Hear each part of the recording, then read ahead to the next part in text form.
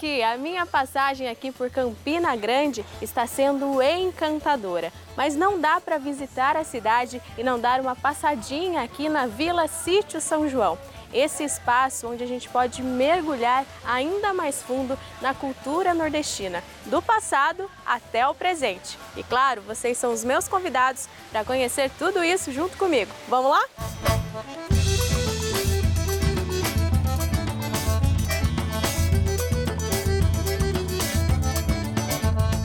E nada melhor do que conhecer essa vila com a pessoa que criou todo esse espaço, que é o seu João Dantas, que está aqui ao meu lado. Seu João, muito obrigada por nos receber aqui. Já estamos encantados com tudo que estamos vendo, mas queremos aí mergulhar nessa cultura que o senhor mesmo criou aqui para esse espaço. Além de ser um espaço para shows musicais, encenações, né, set para produções de eventos, enfim, ele é um parque temático, mas é também uma imersão que você faz na história e na cultura do Nordeste, desde os primórdios da colonização e até mesmo no período pré-descobrimento. Porque é que você, além da arquitetura rural, né, dos espaços cênicos, das casas, das igrejas, né, das capelinhas, da bodega, né, das ferramentas, das indumentárias, você encontra espaços da produção, que representam os ciclos primeiros da formação econômica do nosso povo, da nossa região e do Brasil. E, seu João, não dá para conhecer uma vila sem antes conhecer também a Casa dos Moradores, né? Certamente, porque a Casa dos Moradores ela tem a sua tipicidade. É um espaço muito singelo, mas que torna-se muito curioso pelos apetrechos, pelos rudimentos, pelos utensílios, enfim. E o senhor nos permite entrar? Com certeza. Então vamos lá. A vila é enorme e logo o senhor João mostra com detalhes como era a Casa dos Sertanejos. E olha, eu vou dizer, é uma verdadeira imersão cultural. João Dantas nos contou que pesquisou muito antes de construir e que vivenciou tudo isso nas casas dos avós, tios e outros parentes. Ele também contou que quando os visitantes têm contato com as casinhas, se emocionam ao conhecer e reviver muitas histórias. Aí você vê aqui os santos nas paredes. A devoção é muito forte, né? A devoção é muito forte, as fotos de familiares. Aqui você tem a camarinha do vaqueiro, né? E da sua esposa, do capataz, né? Do cuidador da fazenda, né? do trabalhador rural, né? E daí você vai vendo essas coisas simples, rudimentares, que era com que conviviam os trabalhadores rurais, né? Aqui uma mesa farta. Sua mesinha simples também, com comidas típicas da região, o beiju, o queijo de coalho, o queijo de manteiga, o sequilho, né? Os docinhos, a rapadura, né? A sorda, né? A manteiga, né? Engarrafada ou de garrafa, como se chama, né? Os potes, os fogões a lenha, né? Os copinhos simples, né? A mobíliazinha, enfim, né? E esse é um espaço muito visitado, porque ele é um espaço lúdico, né? Muitas pessoas vivenciaram e viveram e até moraram em casinhas Traz como muitas essa. lembranças, né? Aí você tem toda a memória afetiva, olfativa, né? Daqui das comidas, enfim, quando isso daqui está funcionando mesmo com a visitação, porque há dias que passam 12 mil pessoas, 15 mil pessoas nesse espaço. Então é comum você verificar as filas das pessoas entrando aqui. E é comum você encontrar idosos com os olhos lacrimejantes, né? Ou pessoas que foram criadas na casa do pai, do avô, do tio, enfim. É muito emocionante em alguns momentos.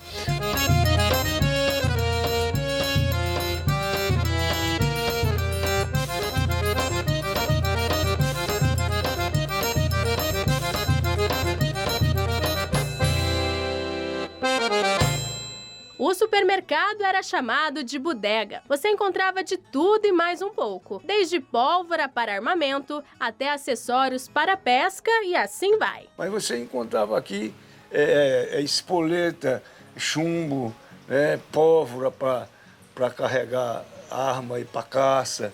Aí você vai encontrar até cosméticos, produto de beleza, né? As mulheres usavam já naquela se enfeitar. época. Pois é, né? Para se embelezar e tal. E o atendimento era diferenciado, né? O tratamento era diferenciado. Aqui, como não existia geladeira para conservar alimento, tudo era nesse formato aqui, né? Então, isso aqui eram as vendas do interior, não existia essas grandes lojas como hoje, existiam as feiras livres, né? Geralmente nos finais de semana, e durante a semana eram essas bodeguinhas em esquinas de vilarejos, né? Ou das cidades em formação, ou até mesmo nas margens das estradas. Eram essas vendinhas, bodegas, atendiam aos tropeiros, aos tangerinos, de um modo geral. Fazia um atendimento de um modo geral. O senhor João nos contou que os povos indígenas já produziam farinha aqui no Brasil antes mesmo da chegada dos portugueses. E ele nos explicou como os indígenas a fabricavam. O tipiti de peso. O tipiti é uma gramínea, né, que produz essa palha. Os índios inteligentemente faziam esse cilindro que tinha um efeito sanfona, né? Pegava a mandioca extraída do campo, colocava numa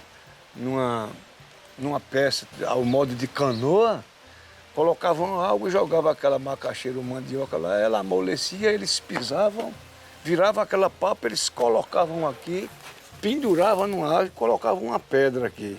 Então, no fechamento, quando o efeito sanfona fechava, então extraía o líquido, ficava aquela massa. Aí ele jogava num forninho como esse, ou mais anteriormente, numa lasca de pedra, colocavam fogo e ali eles já faziam o beiju e depois triturava aquele beiju que virava farinha. Com o passar do tempo, surgiu o engenho de pau para fazer farinha. E ele nos explicou como funcionava todo o processo de produção da época. Então eles sentiram a necessidade de industrializar a mandioca. Então eles que criaram essa roda, né? Aqui era feito qual processo? Aqui era o processo de trituração da mandioca. Né?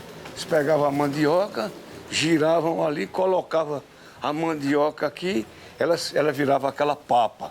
Isso depois de ser descascado pelas mulheres aqui. As mulheres tinham um trabalho importante. Descascar a mandioca, que chamava cevar a mandioca. Então aquela massa molhada saía daqui, aí vinha para cá. Aí eles prensam, aí extraem o líquido que era extraído naquela pecinha que eu mostrei lá do tipiti.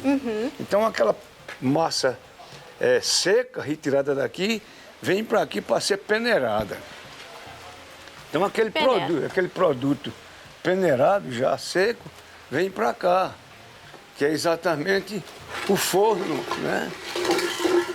O forno de... Em média, quanto tempo esse processo todo? Isso é o dia inteiro, porque eles ficam naquele ciclo de produzir em quantidade, né?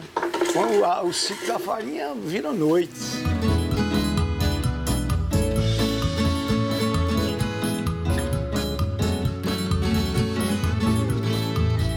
João, agora a gente está indo a caminho do lugar que é o centro da fé do sertanejo, é isso? Com certeza.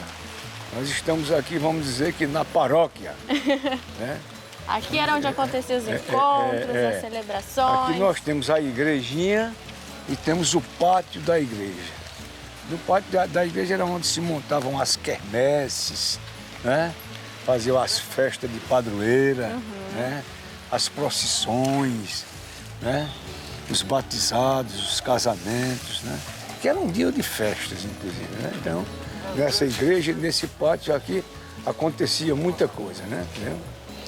E essa igrejinha, ela é muito singela, mas é comum você chegar e encontrar fiéis aqui. Olha só. Rezando aqui dentro, orando aqui, sabe, na frente dos oratórios, entendeu? Fazendo a sua devoção. Mostrando a sua força, a sua devoção, sabe? Enquanto outros estão dançando, bebendo, eles estão sentados aqui, orando aqui, né? E vive então os nossos santos juninos, né? Mas, que claro, estão porque celebrados aqui em Tem Campina os Grande. santos juninos, São Pedro, Santo Antônio, São José, né? São João. São João. E São Paulo é um santo junino também, viu? Aham. Só que é desse mais menos prestigiado, né? Isso mesmo. E aí? Então, João, a gente queria te agradecer, então, por mostrar todo esse espaço pra gente. Vamos encerrar aqui na igreja, né? Nesse ponto alto da fé de Campina Grande, fé do sertanejo. Nós é que agradecemos ter recebido a TV Aparecida aqui nas dependências da Vila Cid São João, né? E fica o nosso convite, então, o pessoal de casa vir visitar, Que né? vem, Passando nós aqui por Campina Aqueles Grande. que venham de todo o Brasil, até onde chega, e chega em todo o Brasil, a TV Aparecida aqui, venham para Campina Grande vivenciar esse momento de comunhão junina, né? E você tem, aqui tem de tudo, festa, desfile, passeios, casamento matuto, quadrilhas juninas, grupos folclóricos, trios de forró, sanfona, fole, bandas de pífaros, enfim, encenações, né? Há todo um conjunto de atividade aqui que faz com que Campina Grande seja conhecida em todo o Brasil como a cidade que realiza o maior São João do mundo. Isso mesmo. Então, ó, você vindo pra cá, não deixe de prestigiar o maior São João do mundo e também conhecer aqui a Vila Cid São João. E viva São João! Viva São João!